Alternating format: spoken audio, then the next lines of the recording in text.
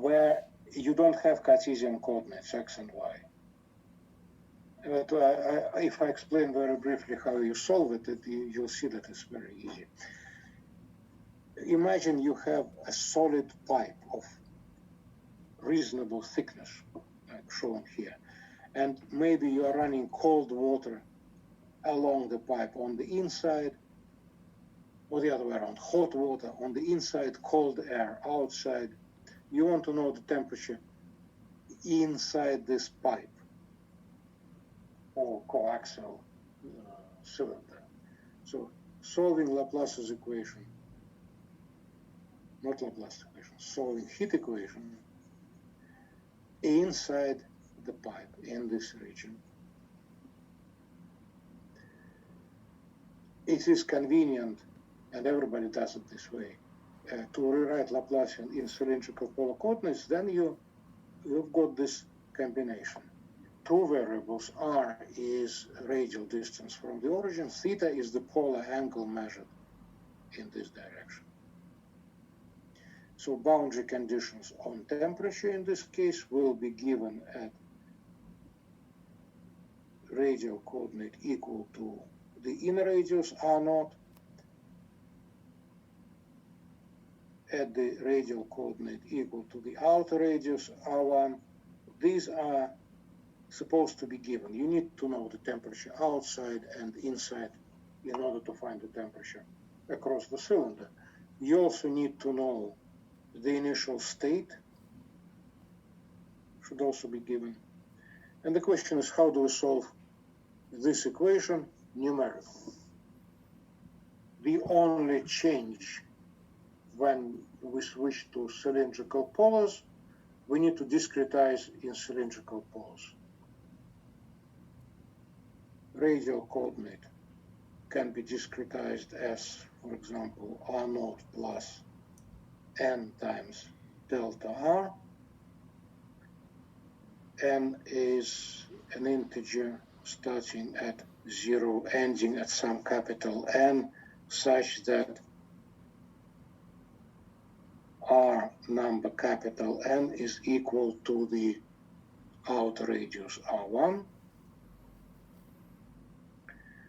The polar angle theta needs to be discretized on its own. Theta number m will be m times delta theta. Now what we need to ensure is that at m equal to 0 and theta equals 0, that's the polar angle on the upper side of the positive x-axis, so this is theta 0. Then as polar angle increases, and we go around the origin in polar coordinates, when we get to the other side, theta must be equal to 2 pi. Basically, the range for the theta is between 0 and 2 pi. The ends of the interval correspond to the same axis, x equal to 0. Then we write out finite difference approximations, forward Euler again, forward Euler in time.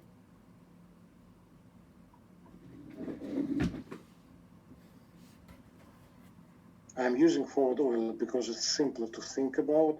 If you want better stability, of course, you would be using backward Euler. We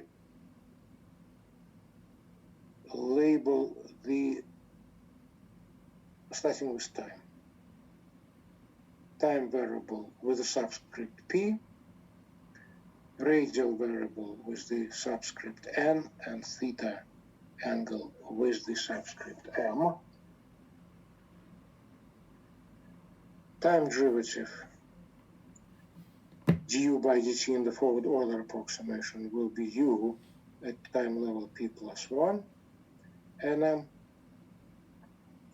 minus u at p nm over delta t equal to, the right hand side is more complicated, second radial derivative of u p n plus 1 m minus 2 up n m plus u n minus 1m at level p divided by delta r squared plus 1 over r times du by dr. What is the r? R corresponds to the node at which I am making the approximation. It's nm, so it will be r number n. What do you do with du by dr? We have second order approximation. For the second derivative, there is no reason why we should be spoiling the order of approximation by using first order accuracy in the first derivative. So we'll take a central difference for the first derivative as well, up n plus 1m minus up n minus 1m divided by twice delta r. And we also need to add the second theta derivative with the coefficient 1 over r squared, r number n. The theta derivative will be up n m plus 1 minus 2 up n m plus up. After a while it gets a little bit tedious. Now this is the finite difference approximation. Two things I wanted to show you. First, when we set up the boundary conditions,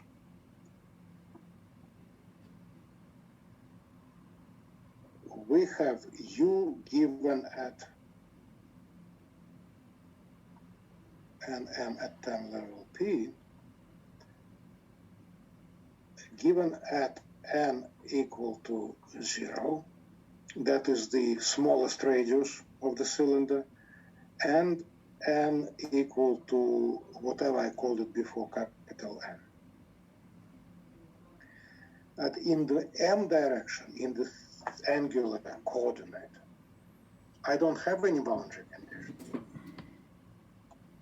All I see is this geometry. I've chosen the x-axis arbitrarily in this direction. I'm measuring polar angle from this x-axis. There are no boundary conditions. Of course, there is the condition that the solution is periodic in the angle. So u at any level p, n, m equal to 0 must be equal to u at m equal to maximum value of, I don't have a letter for it, but let's call it m.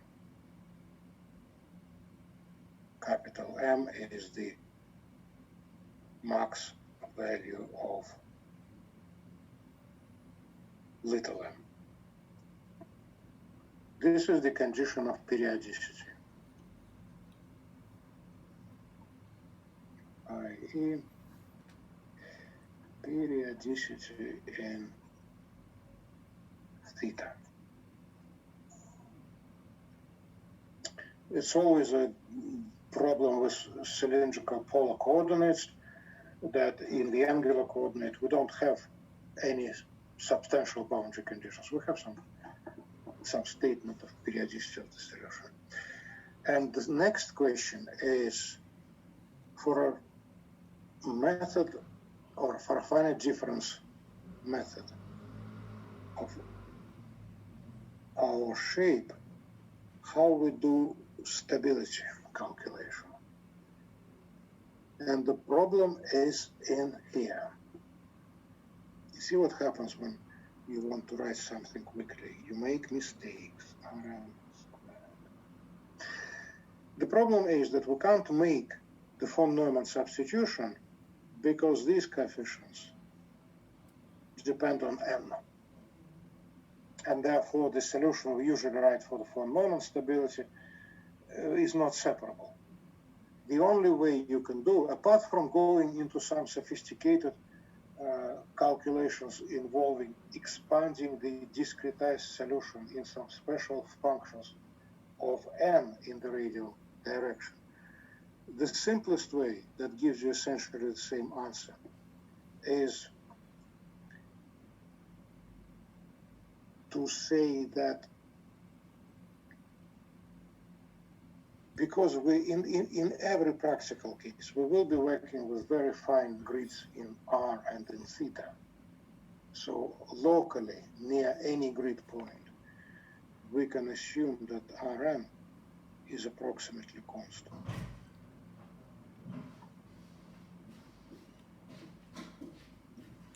If I just trying to convince you that this makes some sort of sense, this is a piece of my polar grid, and it's very, very fine.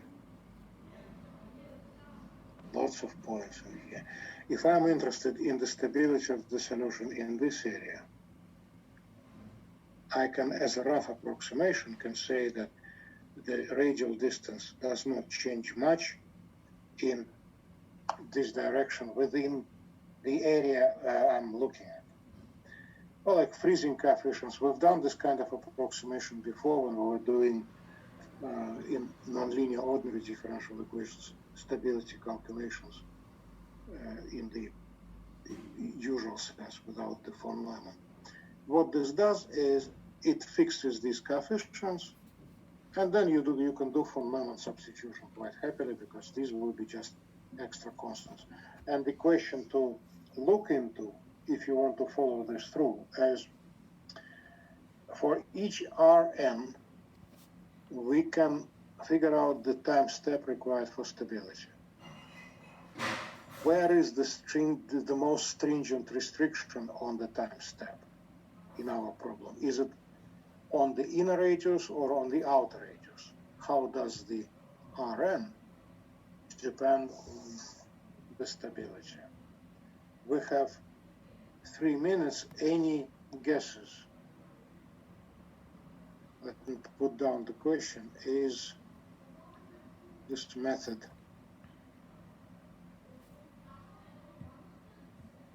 more stable near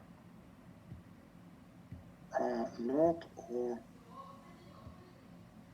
R1? R0 is the inner radius, R1 is the outer radius. R0, R1. I should find my chart again.